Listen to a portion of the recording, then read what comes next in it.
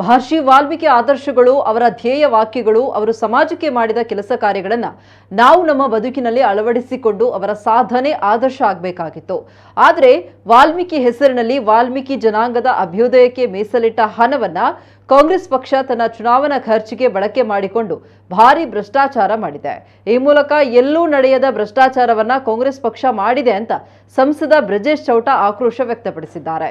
ಮಂಗಳೂರಿನಲ್ಲಿ ಸುದ್ದಿಗಾರರ ಜೊತೆ ಮಾತನಾಡಿದ ಅವರು, ಇಂತಹ ಸನ್ನಿವೇಶದಲ್ಲಿ ಗಾಯದ ಮೇಲೆ ಬರೆ ಹಾಕಿದ ಸ್ಥಿತಿಯಲ್ಲಿ ವಾಲ್ಮೀಕಿ ಹಗರಣದ ಈ ಭ್ರಷ್ಟಾಚಾರದ ಪ್ರಮುಖ ಆರೋಪಿ ನಾಗೇಂದ್ರಗೆ ಜಾಮೀನು ಸಿಕ್ಕಿದೆ. ಅವರು ಜಾಮೀನು ಸಿಕ್ಕಿದ ಬಳಿಕ ನೇರವಾಗಿ ಮುಖ್ಯಮಂತ್ರಿ ಮನೆಗೆ ಹೋಗಿ ಅವರಿಗೆ ಶಾಲು ಹಾಕಿ ಸನ್ಮಾನ ಮಾಡುವುದು ಈ ರಾಜ್ಯದ ಮುಖ್ಯಮಂತ್ರಿ ಕೂಡ ಹಗರಣದಲ್ಲಿ ಶಾಮೀಲಾಗಿದ್ದಾರೆ ಎನ್ನುವುದು ನಾವು ಮಾಡಿದ ಆರೋಪಕ್ಕೆ ಪೂರಕವಾಗಿದ್ದಂತೆ ತೋರ್ತಾ ಇದೆ. ಅವರ ನಡವಳಿಕೆಗಳು ಭಂಡತನಕ್ಕೆ ಇಂತಹ ಗೌರವ ಸಿಗುತ್ತೆ ಎನ್ನುವುದು ದೃಢ ಆಗಿದೆ ಅಂತ ಚೌಟ ಹೇಳಿದ್ದಾರೆ. ಶಾಸನ ಸಭೆಯೊಳಗೆ ಭ್ರಷ್ಟಾಚಾರವನ್ನು ಒಪ್ಪಿಕೊಂಡು ಕನಿಷ್ಠ ಗೌರವವನ್ನು ಸಂವಿಧಾನಾತ್ಮಕ ಹುದ್ದೆಗೆ ನೀಡದೆ ತಮ್ಮ ಸ್ಥಾನದಲ್ಲಿ ಮುಂದುವರಿತಾ ಇರುವುದು ವಿಷಾದನೀಯ ಸಂಗತಿ.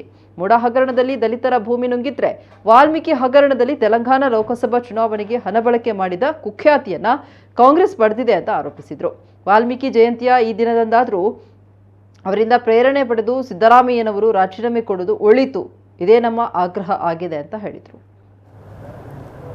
ಮಹರ್ಷಿ ವಾಲ್ಮೀಕಿಯ ಆದರ್ಶಗಳು, ಮಹರ್ಷಿ ವಾಲ್ಮೀಕಿಯ ಕೆಲಸಗಳು, ಅವರು ತಮ್ಮ ಬದುಕಿನಲ್ಲಿ ಮಾಡಿದಂಥ ಸಾಧನೆಗಳು ಇವತ್ತು ಆದರ್ಶ ಆಗಬೇಕಿತ್ತು. ವಾಲ್ಮೀಕಿ ಜನಾಂಗ ಅಂತೇನಿದೆಯಾ, ಅವರ ಅಭ್ಯುದಯಕ್ಕೆ, ಅವರ ಏಳಿಗೆಗಾಗಿ ಮೀಸಲಿಟ್ಟಂಥ ಹಣವನ್ನು ಕಾಂಗ್ರೆಸ್ ಪಾರ್ಟಿ ಇವತ್ತು ತನ್ನ ಚುನಾವಣಾ ಖರ್ಚಿಗೆ, ಇಡೀ ರಾಷ್ಟ್ರದಲ್ಲೇ ಪ್ರಾಯಶಃ ಈ ರೀತಿಯಾದಂಥ ಒಂದು ಭ್ರಷ್ಟಾಚಾರ ಎಲ್ಲಿ ನಡೆದಿರಲಿಕ್ಕಿಲ್ಲ. ಗಾಯದ ಮೇಲೆ ಬರೆ ಹಾಕ್ತಾರೆ ಅಂತ ಹೇಳ್ತಾರಲ್ಲ, ಆ ರೀತಿಯ ಪರಿಸ್ಥಿತಿ ನಿನ್ನೆ ಈ ವಾಲ್ಮೀಕಿ ಹಗರಣದ A1 ಆರೋಪಿಯಾದಂಥ ಮಾಜಿ ಸಚಿವ ನಾಗೇಂದ್ರ ಅವರು ಬೇಲ್ ಮುಖಾಂತರ ಬಿಡುಗಡೆಯಾಗಿ ಅವರು ಮೊದಲು ಮಾಡಿರುವ ಕೆಲಸ ಏನಂದರೆ, ಸನ್ಮಾನ್ಯ ಮುಖ್ಯಮಂತ್ರಿ ಸಿದ್ದರಾಮಯ್ಯನವರ ಮನೆಗೆ ಹೋಗಿರುವಂಥದ್ದು, ಮುಖ್ಯಮಂತ್ರಿಗೆ ಹೋಗಿ ಶಾಲ್ ಹಾಕೋದು, ಮುಖ್ಯಮಂತ್ರಿ A1 ಆರೋಪಿಯನ್ನು ಸ್ವಾಗತಿಸುವುದು. ನೋಡಿದರೆ ನಾವು ಯಾವ ಆರೋಪವನ್ನು ಈ ಸರ್ಕಾರದ ಮೇಲೆ ಮಾಡ್ತಾ ಬಂದಿದ್ದೀವ, ಈ ವಾಲ್ಮೀಕಿ ಹಗರಣದಲ್ಲಿ ನೇರವಾಗಿ ಮುಖ್ಯಮಂತ್ರಿಯವರು ಶಾಮೀಲಾಗಿದ್ದಾರೆ. ಮುಖ್ಯಮಂತ್ರಿಯವರ ನಿರ್ದೇಶನದ ಪ್ರಕಾರವೇ ಇಲ್ಲಿ ವಾಲ್ಮೀಕಿ ನಿಗಮದ ಈ ಹಗರಣ ನಡೆದಿದೆ ಅನ್ನುವಂಥದ್ದು ನಮ್ಮ ಮೊದಲಿನಿಂದಲೂ ಆರೋಪ ಆಗಿತ್ತು.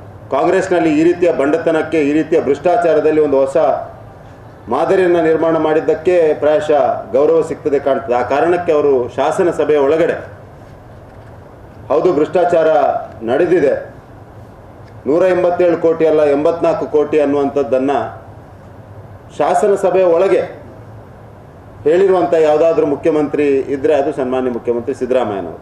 ಮಹರ್ಷಿ ವಾಲ್ಮೀಕಿಯಿಂದ ಇವತ್ತಾದರೂ ಒಂದು ಸ್ವಲ್ಪ ಪ್ರೇರಣೆ ಪಡ್ಕೊಂಡು ಅವರ ಆದರ್ಶಗಳನ್ನು ಮೈಗೂಡಿಸಿಕೊಂಡು ಸಿದ್ದರಾಮಯ್ಯನವರು ತತ್ಕ್ಷಣ ರಾಜೀನಾಮೆಯನ್ನು ಕೊಡೋದು ಒಳಿತು ಅನ್ನುವಂಥದ್ದು ನಮ್ಮ ಭಾರತೀಯ ಜನತಾ ಪಾರ್ಟಿಯ ಆಗ್ರಹ.